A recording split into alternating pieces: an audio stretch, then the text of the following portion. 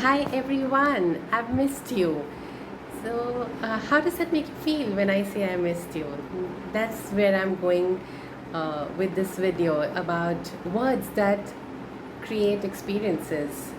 Words remain, on an average, our way of communication, our way of expression, and have if you've already been observing which are those words that create a certain experiences for you, then you are that much ahead of the curve. If not, and if you would like to continue even, there is something that I thought about that we could all do and continue to do.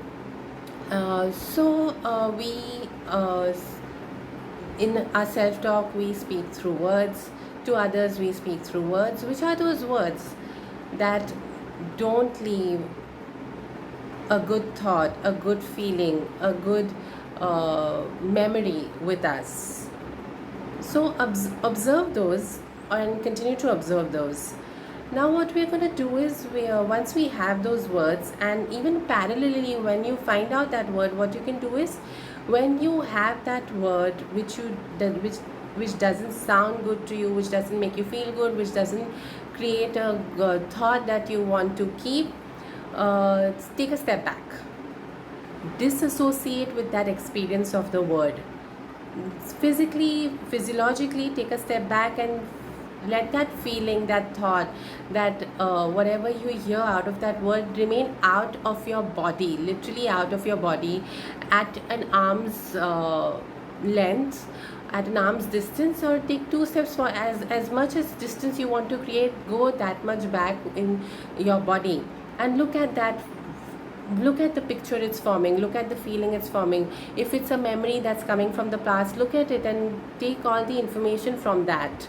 Okay, so this disassociation is very important for you to be able to make a better decision, and for you to have a response as opposed to have a reaction. And this is exactly what the 6-second pause also speaks about in emotional intelligence. So right now I'm talking about taking a step back, as if that word is out of you, it's not in your body. So what it does is, it helps you to that extent to remain in a more resourceful state where you then can make a decision from. Okay, so constantly do this, whether these are words you're saying to yourself, whether these are words that you listen from others. If they are triggering you, and if it's an ill feeling, an ill thought, an ill experience, immediately disassociate. This is very important. It's a very important technique to do even when you are facing the person, you're listening to the person on a daily basis, and it's culminating into knowing or unknowingly a certain kind of mental or physical abuse. Please do this. And it's very important to safeguard yourself from your own ill words and from the ill words of others, whether it's unnecessary criticism, whether it's shame, whether it's guilt. There are so many of those, right? that could be a couple of videos by themselves, very unfortunately, that I'm.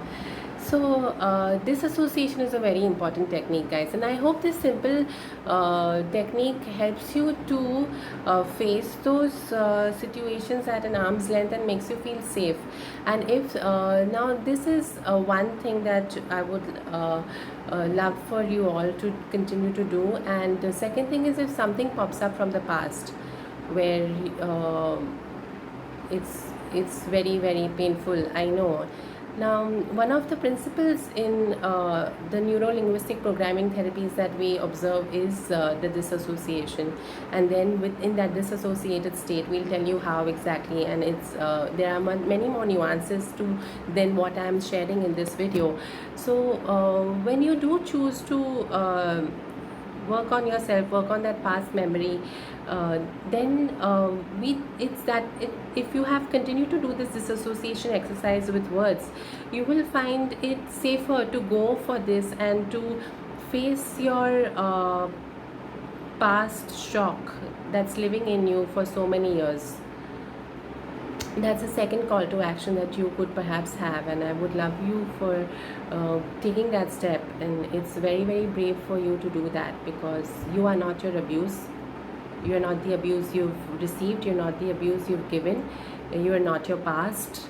You're not your coping mechanism. It's okay to have a coping mechanism, but please know that you can live a fully functional life. You can reclaim your energy from that experience in the past, if that's the one that's come to the fore right now, and you can live a free, a full of energy, a full of uh, new life that you would direct in the direction and the speed that you want to now, with that new energy. So absolutely, regeneration is possible, and it